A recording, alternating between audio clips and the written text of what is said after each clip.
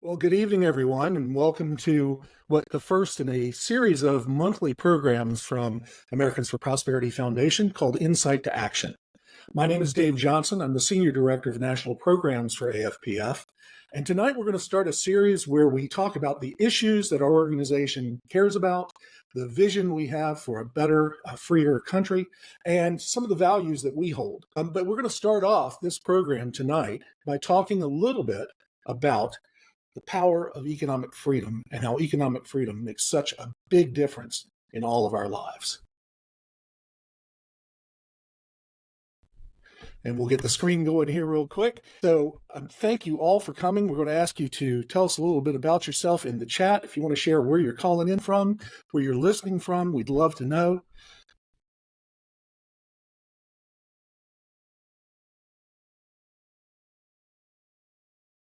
And sorry for that.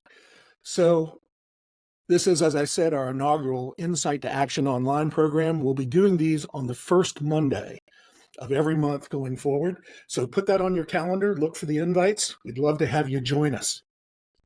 The power of economic freedom. What does it mean to you and I? What does it mean to the world? What does it mean to individuals? That's what we want to talk about a little bit. So I want to start off with an explanation of something that we do when we do this program live. I wish you were with us somewhere where we could do this in person tonight. Obviously, we want to try and share the message as far as we can. But we always start this presentation off when we're in front of an audience with a little thing called the trading game. I'll explain to you how it works and tell you a couple of lessons we hope you'll get out of it. And also, if you ever see on our website that this program is being done live, I encourage you to go, if for nothing else than just for the trading game. So we start off with our audience in a room. We'll give them a brown paper bag. And that brown paper bag will include 4, 5, 6 items. And those items might be a delicious chocolate bar, maybe some travel toothpaste, maybe a car freshener, perhaps some erasers, and even perhaps a few handkerchiefs. And once folks open their bag, everyone in the room has different items in their bag, by the way.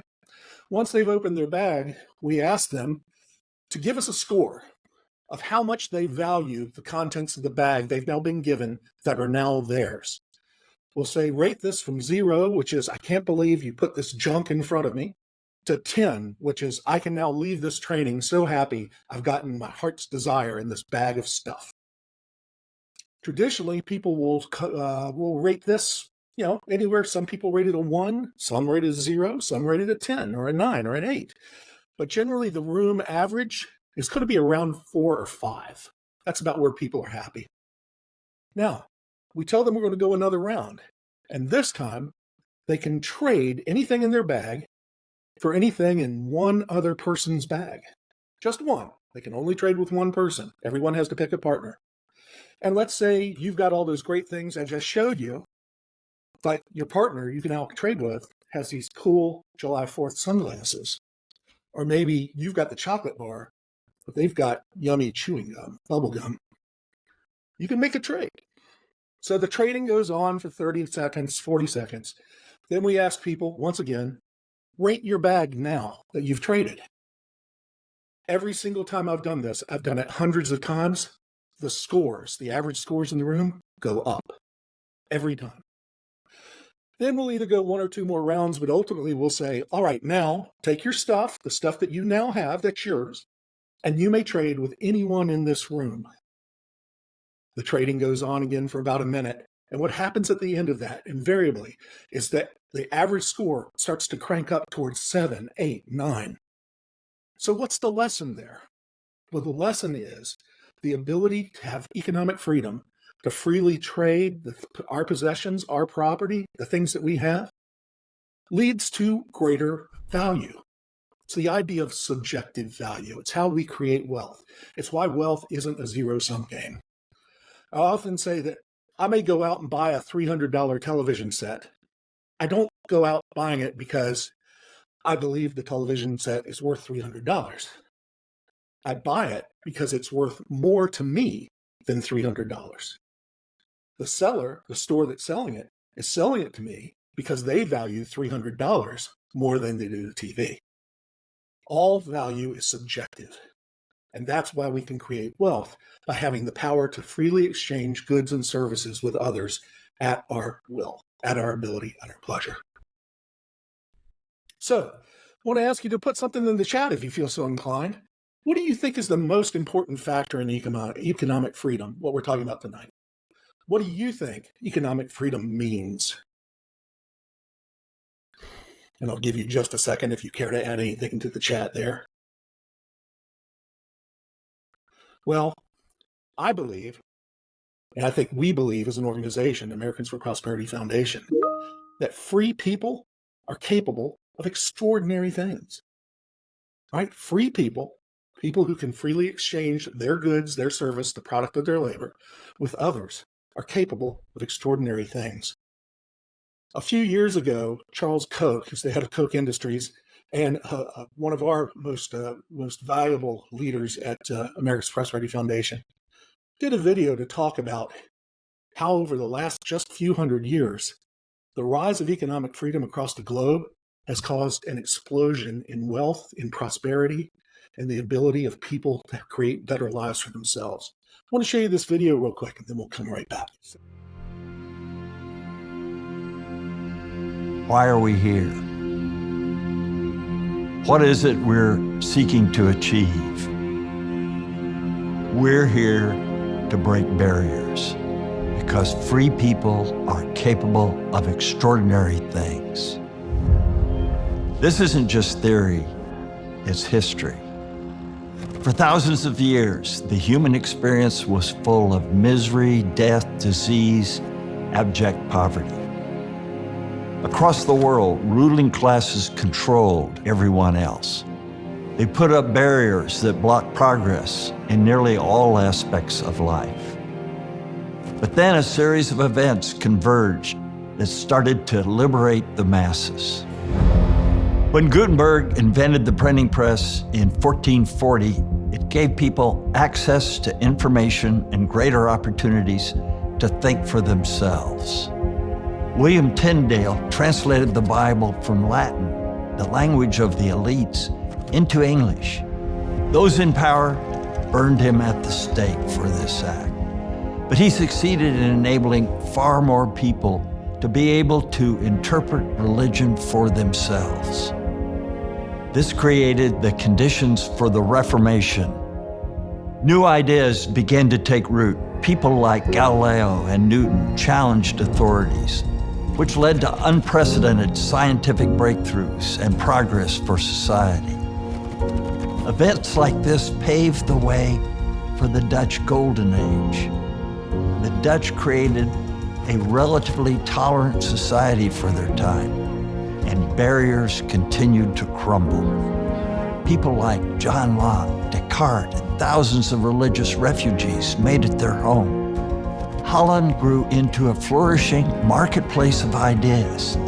In addition to scientific progress, like the invention of the microscope, economic progress was encouraged by the protection of private property rights.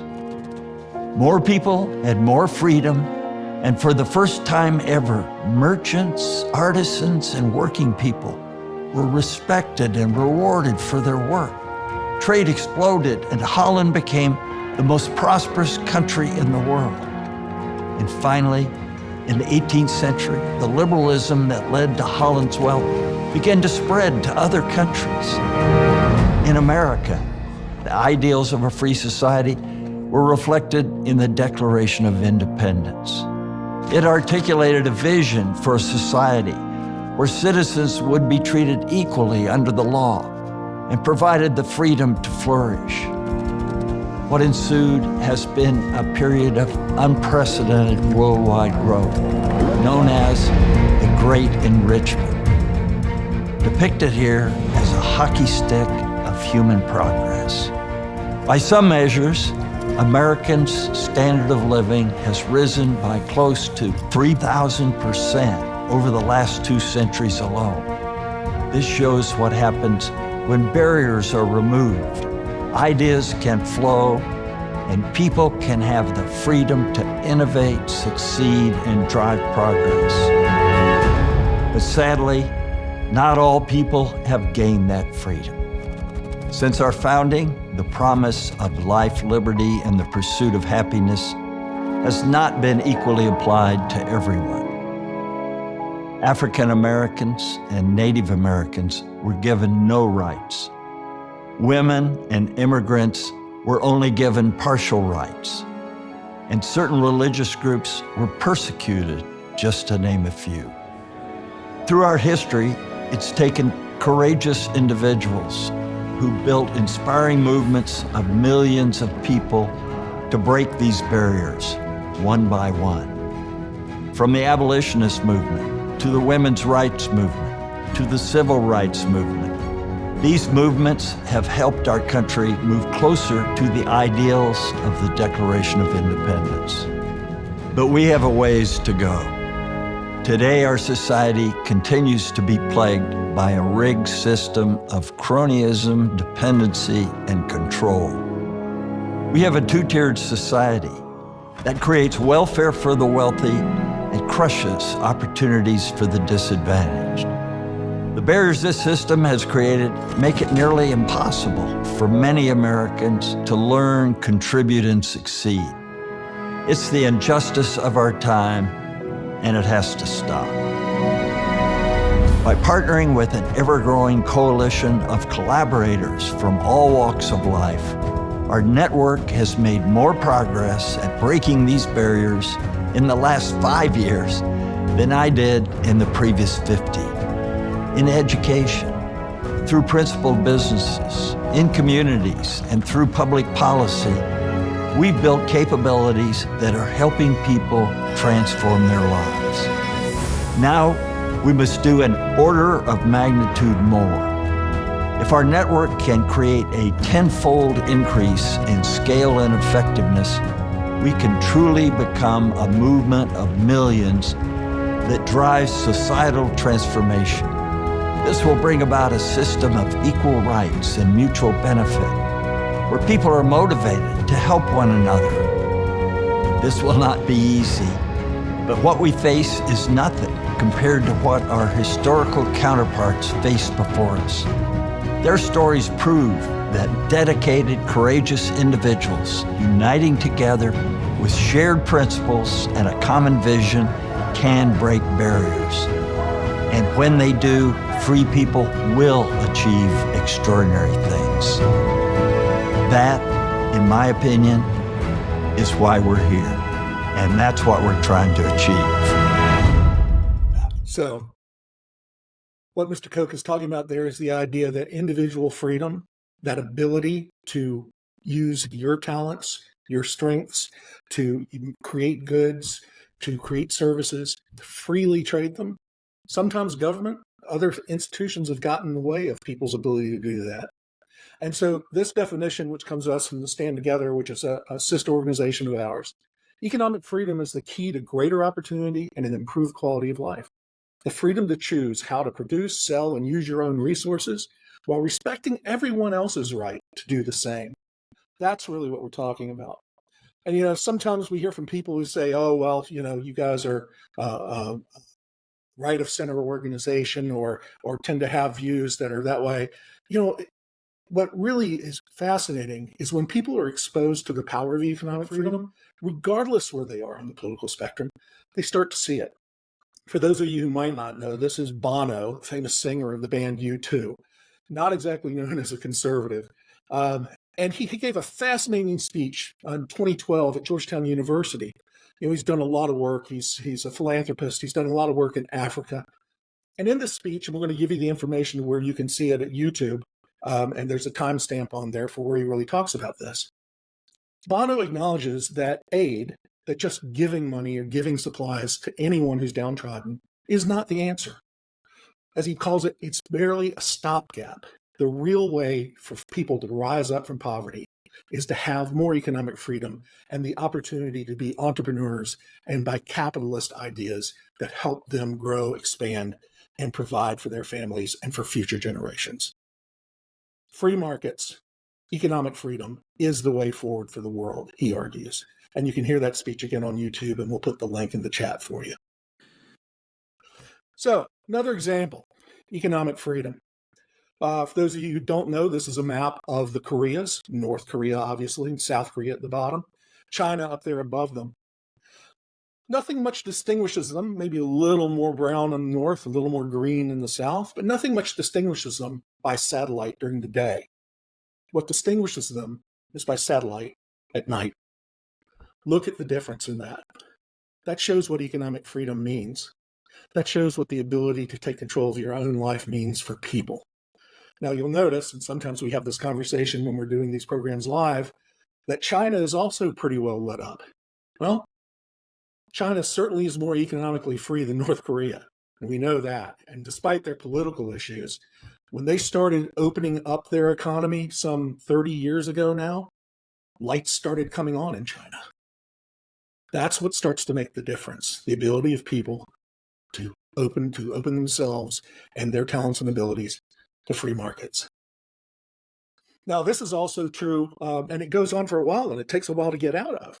This is a map of Germany from a few years ago, almost 30 years after the Berlin Wall fell, almost 30 years after the reunification of Germany. And to this date, the areas of the East, the states in East Germany, are still playing catch up with the states in West Germany in terms of GDP. A lack of economic freedom is a generational problem, and it takes some time to fix. But East Germany today, and I just had a trip to Berlin this spring, and I can tell you, if you talk to people there today, they're feeling much more hopeful about the future than they were under the times when they were under communist rule. So, what are the indicators of economic freedom?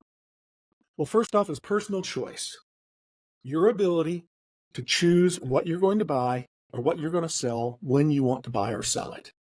It's that simple. It's the ability to control your purchases, but it's also your ability to control what you want to sell, what you want to do, how you want to make money in a free society. Freedom of exchange. This is truly important. It's the idea that I can exchange my labor, services, or goods with anyone I choose to do so. It's a decision that we each should have the right to make. Sometimes government regulations get in the way of this. We've all seen that picture in some states of two little kids setting up a summer lemonade stand. And for some reason, a pesky neighbor or an overzealous police officer or someone from the city hall comes out and tries to shut them down. That's the simplest example of why the idea of freedom of exchange is so important. We've got to be able to keep control of our personal abilities and our personal pocketbook. The freedom to start a business and compete. One of the biggest obstacles sometimes to opening a business can be government regulations. We talk a lot, and we're going to talk sometime during this Insight to Action series in a few months on the problem with the idea of what are called certificate of need laws or overbearing licensing regulations by government. The number of jobs today that require a government license is if I remember correctly, almost six-fold higher than it was just a generation ago. And a lot of times, that's government working hand in hand with the existing businesses in a particular market to try and keep new people out. Sometimes you talk about in the argument that it's for the public's good. There are states that still have licensing regulations on things like flower arranging or hair braiding or things like that, that are really trying to block people out of the ability to start their own business and compete in a free market. Well, protection of person and property. This is a critical one. People have to feel safe, and they have to know that their property is protected in order to really be able to do that free market exchange that we're talking about. If crime is rampant, if the regulatory state is overbearing, if you don't feel safe, you're going to have a hard time getting things going. And that's either as a buyer or a seller of goods, services, and time. So let's talk about what role the government has in securing economic freedom. You remember that promise in the Declaration of Independence in the very first section, right? We all are endowed with certain inalienable gifts, unalienable gifts. Those are life, liberty, and the pursuit of happiness. You might have heard it from earlier, the term of life, liberty, and property. Well, the founders certainly believed that the right to own property was a key part of that pursuit of happiness, that pursuit of being the best we can be. And so what is the government's role? Will the government have a role in that? And how do we measure it? That's a really important point. Some very smart folks, university professors, folks who work for two fantastic organizations, Cato Institute, it's a libertarian, pro-liberty think tank in the United States, and the Fraser Institute, which occupies about the same space in Canada, came up with some measurements of economic freedom for countries and for states. And here's what they said. The first is the size of government. If a government is too big, if a government is taking too much of the resources of a people, that's a problem.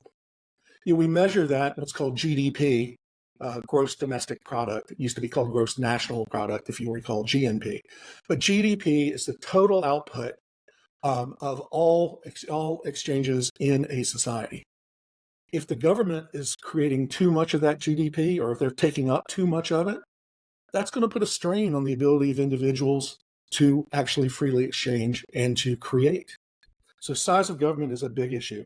If government is continually increasing in size, it's harder to have an economically free society. Regulation, and this one's huge. All right, we talked a little bit about it just a minute ago on licensing, certificate of need laws.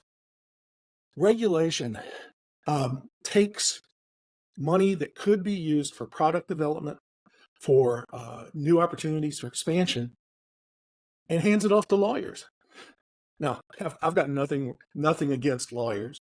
That's not a statement to say I have anything against lawyers. Don't worry if there are any attorneys on the phone on the show tonight. But what it does, we've heard about corporations either that have taken lowered their R&D budgets over the years and added to their legal departments just to get through the stacks and stacks and stacks of regulations. In the late 2010s, I saw one study that suggested that there were over 1 million commands in the Federal Register, which is sort of the book of federal laws, what people have to go through. Over 1 million, you shall, you must not, you cannot, you will not. Over 1 million different specific, essentially laws, because they're treated as laws, that businesses and citizens have to keep up with. It's impossible. It's simply impossible. And what it also does is, again, it benefits the big guys, those bigger corporations that can afford a huge team of lawyers. And it really puts the burden on the folks just trying to start out. I experienced this myself 10 years ago as a small businessman. The number of regulations just in my small business that we had to deal with was a huge burden.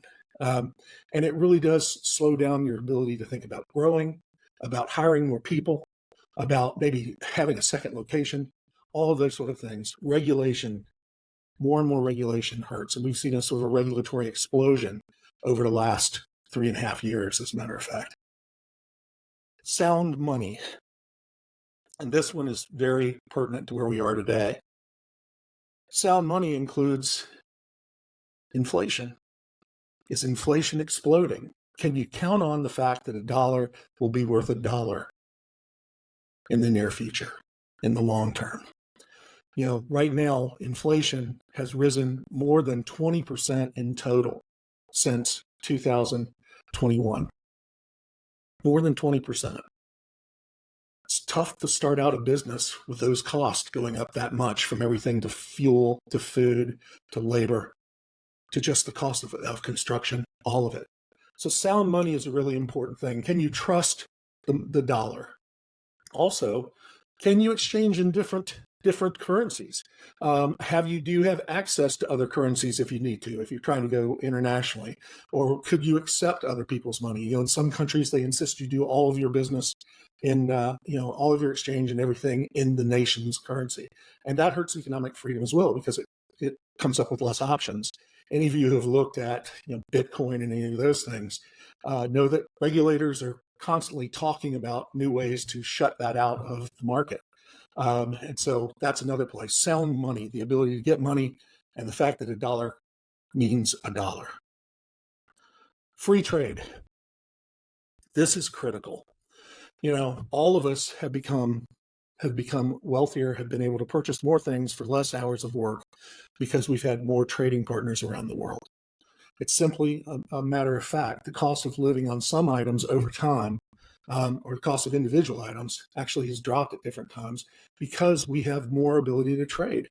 I remember my dad, who was born in the 1930s, used to talk about a time when he was a kid, it was a real treat to get an orange in his stocking at Christmas. And that was one of the biggest gifts he got in his stocking, because you just didn't see oranges, because there weren't as many places where we could source oranges around the world. And today, you can't go into a grocery store without seeing oranges. So little things like that start to make a real difference. Free trade, we're also going to talk about in an upcoming Insight to Action a little more in depth about what it means, why it is in fact a good thing, and why tariffs often are a bad thing for an economy and for citizens, especially folks trying to start their own businesses. But we'll talk more of that in the coming months. And another real big one, the rule of law. Can you trust that the courts are going to be fair and impartial? Can you trust that all laws apply to everyone equally? Can you trust that there is no corruption or bribery or other problems in the judicial branch, in the courts in your area? It's a big issue. We want to make sure everyone is treated equally. That's a big part of us as a nation, is that idea of the adherence to the rule of law, that everyone shall be treated the same in court. The worst place, in fact, for an unlevel playing field would be in the court system. And so, really important. Can you trust the legal system in your country? So, if you look around the world, the good news is the United States currently sits on that economic freedom index that I just talked about as number 5 for the most recent year. They have rated the countries around the world. And again, we'll put up some links to both Fraser Institute and Cato Institute where you can go look at those yourselves for both the world and the States. The 2 most economically free countries in the world are Singapore and, until recently, Hong Kong. Of course, Hong Kong is in a unique situation with China at the moment, but they created systems with all of those things we just talked about. Singapore still has all of them in place, and they are the most robust economically free country in the world. Other countries tend to be in Western Europe with economic freedom. There are some countries in South America. Of course, there are other countries in South America that are incredibly unfree at the moment, among the worst. So those 2 reports, or the reports with Cato and Fraser, will show you the whole world divided up into quartiles, or the top 1/4, the middle 1/4, the third 1/4, and the last 1/4. We mentioned the Koreas earlier. Of course, South Korea, pretty economically free country. North Korea, so bad, they don't even rate it. It's the only country in the world, if I remember correctly, that doesn't even have an economic freedom rating because there is none. But you can take a look at how that stacks up and how countries stack up against each other. But you can also compare, thanks to these scholars at these 2 institutes and others, how the individual states are doing. And I think that's really interesting for us to look at how the states are conducting themselves when it comes to economic freedom. Because states with economic freedom have lower unemployment, they have higher economic growth, and they have people wanting to move there. It's a great thing about the way our country, our republic is set up, that people can vote with their feet. And I think we've really seen that a lot in the last decade, especially in the last 5 years. People are voting with their feet. So let's take a look at some of those states, in terms of economic freedom. You can see the colors here. We might give you an idea of where we're going. Here's the top states. Number 1, New Hampshire. Number 2, Florida. Number 3, South Dakota. Number 4 was Tennessee. And number 5 was Georgia. So if you're in one of those states on this map that's a bright yellow, you're in good stuff. Your economy's doing well, and you've got a lot of freedom compared to some other states. Let's take a look at the worst. Again, probably no surprises. New Jersey, Oregon, California, Hawaii, and New York. And I just came out, and the link you're going to be getting is the 2023 report that just came out. I believe Minnesota has found themselves now on this list as well. And Louisiana, I believe, is very close to it as well. So what does that mean, really? Well, it means people are voting with their feet. Net migration out of states, New York, Illinois, California, Hawaii, Louisiana had the largest outward migration of any state over the last census, and that's continuing for most of those states since the last census, the 2020 census. We're seeing massive outflows from New York, Illinois, California. Primarily when people are asked, some of it's about crime in some places, but a lot of it's about the economic freedom and economic opportunities they're seeing. And they're leaving. So where are they going? Well, they're going to places like Texas, like the states we showed you at the top of the list. They're going there to Florida. We've heard about the expansion and the increase in population in Florida. So they're heading that general direction.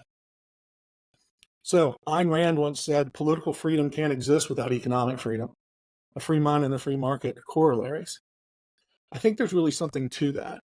And the main reason is, without the ability to be secure in your person and secure in your property, and to be able to use your talents, your labor, your skills, the services you can provide, the products you can build, to trade with others for the things that you need to pursue your happiness. If that's not secure, if the ability to do that isn't secure, then what is? We have to have that economic freedom in order to be really able to live into our political freedom. They go hand in hand. So that's it. That's just a little bit about the power of economic freedom, where we can go from there, why it's so important, why we believe it's one of the primary aspects of what we try to do when we go out educating people about the issues that matter most in this country. I want to encourage you tonight, if you want to learn more about the virtual trainings we're going to be doing, we'll be doing trainings the first and third Mondays of each month. We'll be doing an Insight to Action the first Monday of every month at 7:30 Eastern Time. We'll be doing a grassroots training event on the third Monday of every month. That's to help you get the skills if you want to get involved and try and help bring more economic freedom to your city, your state, or the country. Come out on those third Monday of every month at 7:30 Eastern. Second Tuesday of each month at 7 o'clock Eastern, we have another program called How To, again, some skills training in a more conversational approach. And our producer tonight, Jason Edson, is the host of that program. So thank you so much. Please check out our website, glatraining.org. Let us know what topics you'd like to hear from us in the chat before you leave. And look for more virtual trainings from us. And also check out our calendar online of the live local trainings that may be coming to your area soon. So thank you so much, and have a great night.